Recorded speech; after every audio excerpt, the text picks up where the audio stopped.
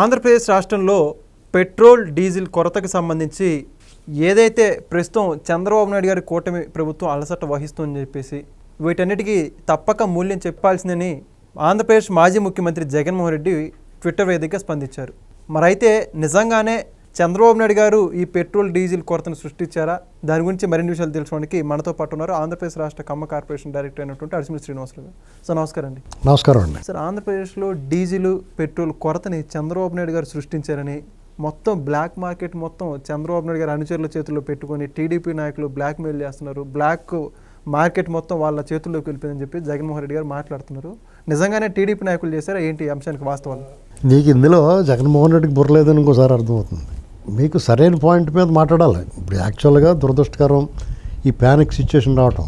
యాక్చువల్గా నిజంగా సమస్య ఉండి అక్కడ అలాంటివి జరిగితే వాళ్ళు అనుకోవచ్చు.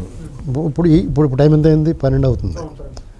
విజయవాడలో అన్ని చోట్ల ఫ్రీ అయిపోయింది బంకులు. చూసుకో, కావాలంటే ఫోన్ చేసుకొని కొన్ని ఫ్రెండ్స్ ఎవరైనా ఉంటాయి, వీడియోలు పంపించమని అడుగు. ఓకే, ఆల్రెడీ ప్రాబ్లం క్లియర్ అయిపోయింది. ఇప్పుడు ఇది తాత్కాలికంగా వస్తుంది వెంకట్. ఇది మొత్తానికి ఇబ్బంది వచ్చింది అనుకో, ప్రభుత్వం ఏం చేస్తుందంటే ప్రభుత్వమే కోటా పెట్టేస్తుంది. ఎమర్జెన్సీకి మాత్రమే ఇస్తాం, మిగతా వాళ్ళందరూ నోరు మూసుకుని ఇంట్లోకి వచ్చామని చెప్తారు. కరోనా అప్పుడు చెప్పలేదా లాక్డౌన్ అని? ఇప్పుడు చెప్తారు. వాళ్ళది ఏం పోద్ది, సిచ్యువేషన్ వచ్చిందని చెప్పి ఆపేస్తారు. వాళ్ళు ఏం చెప్తున్నారు, వారు కంగారు పడకుండా బాబు, ప్యానిక్ అవ్వద్దు, కొరత లేదు, ఇది కృత్రిమంగా సృష్టించబడిందని పదే పదే చెప్తున్నప్పుడు బుద్ధిహీనులైన వాళ్ళు ఈ రకమైన వ్యాఖ్యానాలు చేయటం, ట్వీట్లు పెట్టడం అనేటువంటిది ఊరికే వాళ్ళు ఏదో ఇమేజ్ బిల్డప్ చేసుకోవడం కోసం, లేకపోతే ప్రజల్లో మేము ఉన్నామని చెప్పుకోవడం కోసమే. ఇప్పుడు ఏం చేస్తారు, ఫ్రీ అయిపోయిన తర్వాత ఒక 2 రోజులు ఇబ్బంది ఉంది. 48 అది కూడా ఉద్దేశపూర్వకంగా ఎవడికి వాడు సృష్టించుకున్న ఇబ్బంది. అది ఓకే, సోషల్ మీడియా వదంతుల్లో ఎవడో సృష్టించింది కాదు ఇది. నీకు కావాలి పెట్రోల్, నీకు 1 లీటర్ కొట్టించుకుంటావు రోజుకి, లేకపోతే 2 లీటర్లు కొట్టించుకుంటావు. నువ్వు 6 లీటర్లు కొట్టించుకుంటే నీకు పైగా 6 లీటర్లకు కావాల్సిన డబ్బులు బొక్క, 2 గంటలు 3 గంటలు లైన్లో పడుతున్న టైం బొక్క, ఇంకొకటికి నిజంగా అవసరం ఉన్నవాడికి ఆడికి దొరకపోవడం, ఆడికి ఇబ్బంది. ఇది నువ్వు చేసిన తప్పు, ఇది ఎవడికాడే చేసిన తప్పు. ఇది ఇప్పుడు లైన్లో అంత దూరం లైన్లో నిలబడాల్సిన అవసరం ఉంది. నిజంగా ఆగిపోద్ది ఇది, లేకపోతే నడవదో బండి అనుకున్నవాడు నిలబడి కొట్టించుకున్నా పర్లేదు. హాఫ్ ట్యాంకులు ఉన్నవాళ్ళు కూడా నిలబడితే లైన్లో తప్పు కదా అది. మళ్ళీ క్యాన్లో తీసుకోవడం, క్యాన్లు అంటే ఇప్పుడు అపార్ట్మెంట్లో జనరేటర్లో లేకపోతే ఆక్వా పరిశ్రమ అటు ఉంటే తప్పదు. వాళ్ళకి ఏం చేయాలంటే ఇలాంటి సిచ్యువేషన్ ఎదురైనప్పుడు ఇమ్మీడియట్గా వాళ్ళ యాక్షన్ అధికారులు దిగేశారు కదా రంగంలోకి. వాళ్ళేం క్రియాశూన్యంగా ఇంట్లో ఏం పడుకోలేదు జగన్మోహన్ రెడ్డి బ్యాచ్ లాగా. అలా చేశారు కాబట్టి వీళ్ళు శాస్త్రాలు కుదరలేదు, ఇంకా రెచ్చిపోయి వీళ్ళు చాలా శాస్త్రాలు చేద్దరు. వీళ్ళు పెట్రోల్ బంకుల మీద దాడులు గీడులు అలాంటివి కూడా ప్లాన్ చేద్దరు.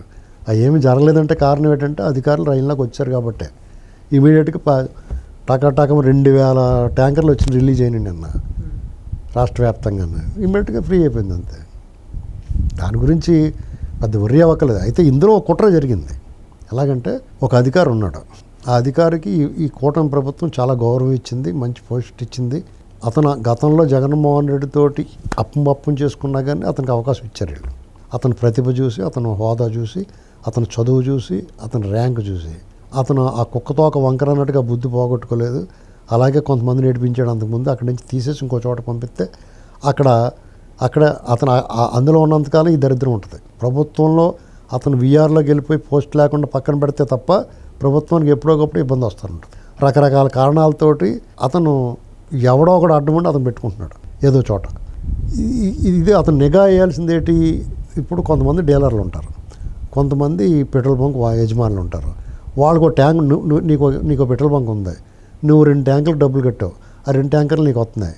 అది నువ్వు ఉద్దేశపూర్వకంగా నీకు రావాల్సిన ఆదాయాన్ని కొద్దిగా త్యాగం చేసి కర్ణాటక ఇచ్చేసేవి.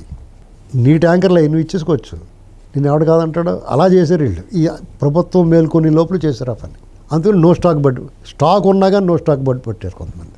కావాలని ఉద్దేశపూర్వకంగా ఇంకా రేటు పెరుగుద్దేమో అది ఒక కొంతమంది స్వార్థం, కొంతమంది కావాలని ఇక ఈ సిచ్యువేషన్ క్రియేట్ చేయాలని.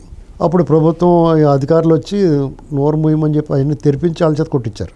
ఇవాళ ఇలాంటి పనులు చేసినందుకు ఈ 2 బంకులు పిడుగురాళ్ళలో, మీ ఊళ్ళోనే పిడుగురాళ్ళలో 2 బంకులు సీజ్ చేశారు. అర్థమైందా? కాబట్టి ఇదంతా కూడా మ్యాన్ మేడ్ మిస్టేక్. ఇది పబ్లిక్. ఇంకో పక్క ఏంటంటే ప్రభుత్వం మొన్న క్వాంటమ్, నిన్న ఆర్సెలర్మిట్టల్, తెల్ల రాత్రి ఆంధ్ర యూనివర్సిటీ శతాబ్ది ఉత్సవాలు, ఇవాళ Google data centre, renewable energy. అసలు వాళ్ళు ఏం చేస్తున్నారో జనాలకి, అవతల వాళ్ళకి తిట్టడానికి కూడా, దాని గురించి ఏదైనా విమర్శించడానికి కూడా గ్యాప్ ఇవ్వట్లేదు అండి. అదేంటో తెలుసుకోవడం ఇంకోటి. అందుకనే దెబ్బ మీద దెబ్బ, బ్రెడ్కి బ్రెడ్ స్లైసెస్కి బటర్ జాము రాసి ఒకదాని మీద ఒకటి పేర్చుకున్నట్టు వీళ్ళు చేసుకుని వెళ్ళిపోతున్నారు. వాళ్ళు ఏది తినాలో తెలియట్లేదు, వాళ్ళకి దేని మీద మాట్లాడాలో తెలియట్లేదు.